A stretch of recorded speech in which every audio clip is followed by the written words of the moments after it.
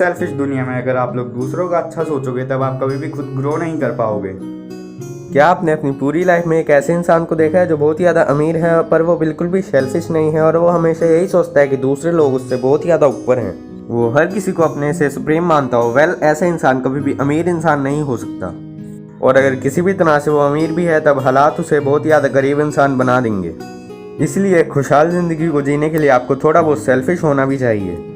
तो आज की इस वीडियो में मैं आप लोगों के साथ कुछ ऐसे तरीके शेयर करने वाला हूं जिससे अगर कोई भी इंसान आपके पास आकर अपना काम करवाना चाहता है तब आप उसे इस तरह से मना कर पाओ, इस तरह से नो बोल पाओ जिससे उसे बिल्कुल भी बुरा ना लगे और आप उसके काम को करने से आसानी से बच जाओ। So let's begin.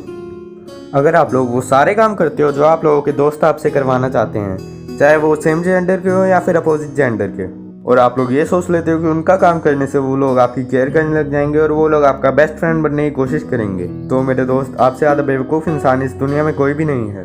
और कोई भी इंसान आपके पास आकर आपको कोई भी काम दे देता है एक दो बार और आप बिना किसी टेंशन के उसे करने लग जाते हो, चाहे आपका खुद का कितना भी टाइम वेस्ट हो रहा हो, पर आप उस पर ध्यान नहीं देते और उसके काम को करने लग जाते हो, तब आप उस इंसान को इतनी ज़्यादा पावर दे देते हो कि वो आगे आपको कभी भी मैनिपुलेट कर सकता है। ऐसा करने से वो लोग यही सोचेंगे कि अगर वो लोग आगे भी आपको कोई भी काम देंगे तब आप बिना किसी हेजिटेशन के उस काम को कर लोगे, और ऐसा करने से वो लोग आपको अपने जूते की नोक पर रखेंगे और उन्हें आपकी कोई चिंता विंता नहीं होगी। इनफैक्ट वो बहुत से लोगों के सामने आपकी बेइज्जती भी कर देते होंगे, पर जैसे ही टाइम के साथ आपने उन लोगों को अपने जूते की नोक पर रखना चालू कर दिया तभी आपके लिए बहुत ही ज़्यादा बेनिफिशियल हो सकता है। क्या आपको लग रहा है कि ऐसा करने से उन लोगों को बहुत ही ज़्यादा गिल्ट फील होगा? मैंने अपनी वीडियो की स्टार्टिंग में ही बता दिया था कि ये पूरी दुनिया बहुत ही ज़्यादा सेल्फिश है, तो ऐसा उन्हें कुछ भी नहीं होने वाला है, पर ये आपके लिए आगे चल के बहुत ही ज़्यादा बेनिफिशियल हो सकता है। क्या आपको पता है कि अगर हम लोग सेल्फिशनेस को बहुत ज़्यादा डीपली देखने की कोशिश करेंगे तब हमें पता लगेगा कि इस पूरी दुनिया में हर इंसान ही सेल्फिश है, हर कोई अपने लिए ही काम कर रहा है, किसी और के लिए नहीं। अब आप सोचिए कि आपके पेरेंट्स जो है वो सिर्फ आपके लिए काम कर रहे हैं, वो अपने लिए तो कुछ कर ही नहीं पाते, तो इसका आंसर है नहीं, वो सिर्फ अपने लिए ही कर रहे हैं। कैसे, मैं आपको समझाता हूँ। एक इंसान है जो अपने बच्चों के लिए बहुत ही ज़्यादा मेहनत कर रहा है, पर वो मेहनत इसलिए कर रहा है क्योंकि वो लोग उसके खुद के बच्चे हैं। अगर उसके बच्चे ही ना होते तब क्या वो अपने पड़ोसी के बच्चों के लिए इतनी ज़्यादा मेहनत कर रहा होता? एक हस्बैंड है जो अपनी वाइफ के लिए बहुत ही ज़्यादा गिफ्ट परचेज कर रहा है, पर वो ऐसा इसलिए कर रहा है क्योंकि वो उसकी वाइफ है, किसी और की वाइफ के लिए वो इतना ज़्यादा सामान नहीं खरीदता। एक माँ है जो अपनी फैमिली के लिए खाना बनाती है, वो खाना सिर्फ इसलिए बनाती है क्योंकि वो उसकी खुद की फैमिली है। क्या किसी और की फैमिली के लिए वो सालों सालों तक बिना छुट्टी लिए रोज़ खाना बना पाएगी?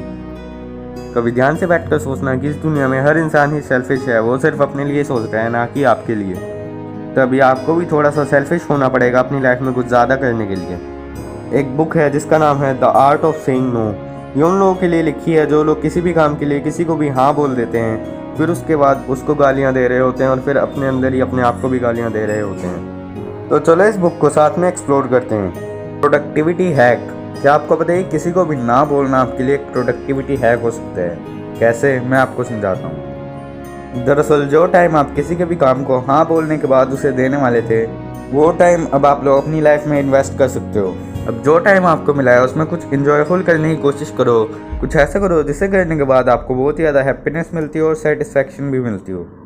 मैं ये नहीं कह रहा कि आपको किसी की भी हेल्प नहीं करनी है, क्योंकि अगर आप लोग किसी की भी हेल्प नहीं करोगे तब आपकी सेल्फ रिस्पेक्ट बहुत ज़्यादा कम हो जाएगी। तो ऐसी सिचुएशन में क्या करना चाहिए? ऐसी सिचुएशन में आपको अपने आप को बहुत ज़्यादा ऊपर रखना चाहिए और दूसरे लोगों को नीचे रखना चाहिए। मतलब सबसे पहले अपने काम पर ध्यान दो और उसके बाद जब आपका काम ख़त्म हो जाए तब दूसरे लोगों की हेल्प करने के बारे में सोचो। आप एक स्कूल एग्जामिनेशन के एग्जाम्पल से अच्छे से समझ सकते हो। अगर आप लोग दूसरे क्लासमेट्स के क्वेश्चन पूछने पर उन्हें ना नहीं बोल पाते और फिर उन्हें आंसर बताने में लग जाते हो, जिसकी वजह से आप अपने एग्ज़ाम पर भी फोकस नहीं कर पाते, तो ये आपके लिए बहुत ही ज़्यादा हार्मफुल होगा। और अगर आप लोग पहले अपने एग्ज़ाम पर फोकस करते हो उसके बाद दूसरे लोगों की हेल्प करने जाते हो तब भी आपके लिए बहुत ही ज़्यादा बेनिफिशियल होगा और इससे आपकी रिस्पेक्ट भी बहुत ज़्यादा बूस्ट हो जाएगी। रिस्पेक्ट कैसे बूस्ट होगी? दरअसल जब आप लोग पहले लोगों को ना नहीं बोल पा रहे और उनके क्वेश्चंस के आंसर दे रहे थे तब आप बहुत ही ज़्यादा फ्रस्ट्रेटेड हो गए थे, क्योंकि आप अपने एग्जाम पर भी ढंग से फोकस नहीं कर पा रहे थे, और ये आपकी फ्रस्ट्रेशन आपके फेस एक्सप्रेशन से आराम से पता लग जाती है और इसे लोग बहुत ही ज़्यादा नोटिस भी करते हैं। इसकी वजह से आपकी रिस्पेक्ट कम हो सकती थी। पर जब आप लोग पहले अपने एग्जामिनेशन पर ध्यान दोगे तब उसके बाद आप फ्रीली उन पर फोकस कर सकते हो। आपके चेहरे पे बिल्कुल भी फ्रस्ट्रेशन नहीं दिखाई देगी और आपको कोई भी टेंशन नहीं होगी। जिसकी वजह से उन लोगों की भी आप अच्छे से हेल्प कर सकते हो। इसकी वजह से आपकी रिस्पेक्ट भी बहुत ज़्यादा बूस्ट हो जाएगी। जब भी आप लोग दूसरे लोगों के काम को हाँ बोल रहे होते हो तब आप उन सारे वैल्यूएबल काम को ना बोल रहे होते हो जो आपके लिए बहुत ज़्यादा इंपॉर्टेंट होते हैं। इस बुक में लिखे हमेशा इन 3 P को याद रखना: people, project and personal wellbeing. Peoples के बारे में बात कर लेते हैं। अगर आप किसी के भी काम को हाँ बोल देते हो जो एक्चुअल में उसके लिए बहुत ज़्यादा इंपॉर्टेंट नहीं है, तो आप उन सारे इंपॉर्टेंट लोगों को मना कर रहे हो जो आपकी लाइफ में बहुत ज़्यादा इंपॉर्टेंट सकते हैं, जैसे आपकी फैमिली, फ्रेंड्स और लव्ड वंस। अगर आप लोगों के प्रोजेक्ट को हाँ बोल रहे हो तो आप उन सारे अपने गोल्स, अपने प्रोजेक्ट को नो बोल रहे हो जो आपकी ग्रोथ में बहुत ज़्यादा हेल्प कर सकते थे। और अगर आप दूसरे लोगों के काम को हाँ बोल रहे हो तब आप उन सारे काम को नो बोल रहे हो जो आपको इम्प्रूव करने में आपकी बहुत ज़्यादा हेल्प कर सकते हैं, जैसे रीडिंग, एक्सरसाइज, मेडिटेशन एक्सेट्रा। तो मैं आप लोगों के साथ ऐसे 3 पॉइंट शेयर कर रहा हूँ जिनका यूज़ करके आप किसी को भी आसानी से नो बोल सकते हो, जिसमें से 2 पॉइंट्स ऐसे हैं जो इस बुक से लिए हैं और लास्ट पॉइंट मैंने कहीं और से लिया है। सबसे पहला पॉइंट है कैटेगोरिकल नो। सपोज दैट कि आपको एयरपोर्ट जाना है और आपने एक टैक्सी ड्राइवर को बुलाया और वो टैक्सी ड्राइवर आपके पास आकर आपको ये बोलता है, सर मैंने एयरपोर्ट जाना छोड़ दिया अपने कुछ पर्सनल रीजंस की वजह से। तो ड्राइवर का इस तरह से नो बोलना आपके गुस्से को बिल्कुल भी नहीं बढ़ाएगा। तो यहाँ पर टैक्सी ड्राइवर ने एक कैटेगरी बना ली थी कि वो एयरपोर्ट पर नहीं जाता है। सिमिलरली आपको भी अपनी कुछ कैटेगरीज बनानी होंगी, जैसे अगर आपके पास अगर कोई भी आपको चाय ऑफर करे तो आप उसे बोल दो कि नहीं मैं चाय नहीं पीता। अगर आप उसे डायरेक्टली नहीं बोलोगे तब उसे बहुत ज़्यादा अजीब लगेगा। अगर कोई आपको कहीं घूमने चलने के लिए इनवाइट कर रहा हो तब आप उसे बोल दो कि यार मैं आना तो चाहता था पर मैं तुम उन लोगों के साथ आ नहीं सकता क्योंकि मेरे घर में कुछ पर्सनल रीजंस हैं या फिर घर के अंदर कुछ पर्सनल इश्यूज हो रखे हैं। अपनी कैटेगरी के साथ नो बोलना आपकी वैल्यू को भी बहुत ज़्यादा बढ़ा देता है। तो इसलिए अभी से ही अपनी कुछ कैटेगरीज बनाकर रखो। अब नेक्स्ट पॉइंट है कमिटेड नो। मैंने कमिटमेंट दी है कि मैं स्कूल से सीधा घर जाने के बाद अपना वर्कआउट करूंगा, इसलिए मैं तुम्हारा काम नहीं कर सकता। मैंने कमिटमेंट दी है कि मैं जॉब से घर जाने के बाद अपनी फैमिली को भी टाइम दूंगा, इसलिए मैं ओवर टाइम भी नहीं दे सकता। पता है अपनी कमिटमेंट के साथ नो बोलने में लोग आपकी बहुत ज़्यादा रिस्पेक्ट करेंगे।